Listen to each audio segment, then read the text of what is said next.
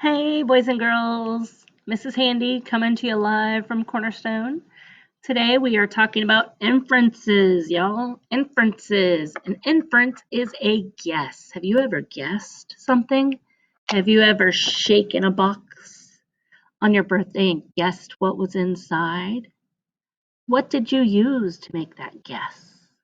Did you think about the weight? Did you think about how it sounded? What did you use?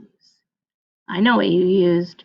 You used your background knowledge and you used the idea of what you wished for. Now, how many of you have wished for something and you got a pair of socks? So, it's important that when we infer, we make a really educated guess about what's going on. So, today I'm going to teach you how readers use pictures to make inferences or guesses about stories. The author can't tell us everything they want to directly, but we need to understand everything that the author wants us to understand. So I'm going to read a picture book to you, and you are going to watch me try to infer. Maybe you can help me along the way. So when I am inferring, I'd like to organize myself. So what I'm going to do is show you my chart, and here I have text evidence and inference. So text evidence and inference. It's a little T-chart.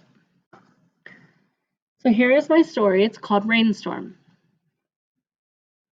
If I look at the cover, it's very dark and very gloomy.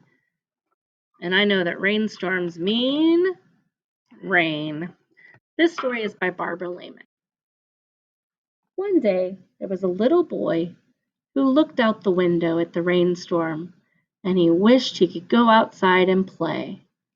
But he wasn't allowed to play when it was raining.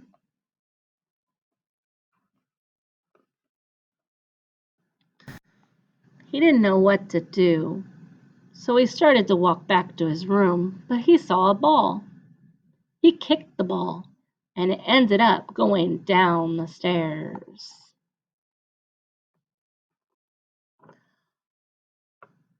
Before I read the next page, let's infer. What do we know about rainstorms? Well, this past week we've had a lot of rainstorms. So we should know a lot about them, shouldn't we?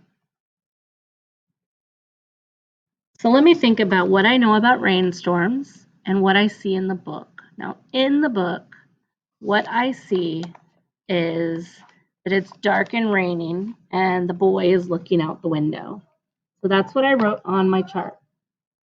Dark and raining and the boy is looking out the window. Now, what can I infer from it being dark and raining and the boy's looking out the window? And what I know about rainstorms, what can I infer? Well, let me show you.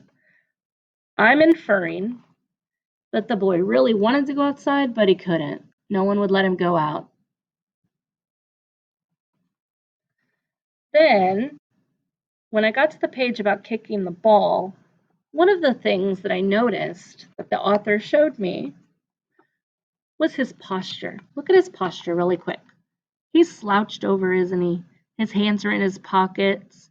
Doesn't look like he gave it a very big kick. So I don't know about you, but I'm thinking he's probably upset, maybe a little bummed out, maybe a little bored, right? So I've been bored before in rainstorms too, and I kind of know how it feels. So my text evidence tells me that the boy is kicking the ball with his hands in his pockets. Okay? So he's kicking the ball with his hands in his pockets, and I'm going to kind of make a guess that he is not enjoying playing inside. He really wants to go outside. So that's my guess. So to review really quick, we have it's dark and raining, and the boy is looking out the window. And my guess is that he wanted to go out, but he couldn't go outside. Next, my text evidence shows me that the boy is kicking the ball with his hands in his pockets and he's slouched over. And my guess is that he is not having fun inside. He wants to be outside. I think he's bored. Author didn't tell us either of these things, but I used my background knowledge and what I saw in the book, put it together into a nice inference. And an inference, remember, boys and girls, is a guess.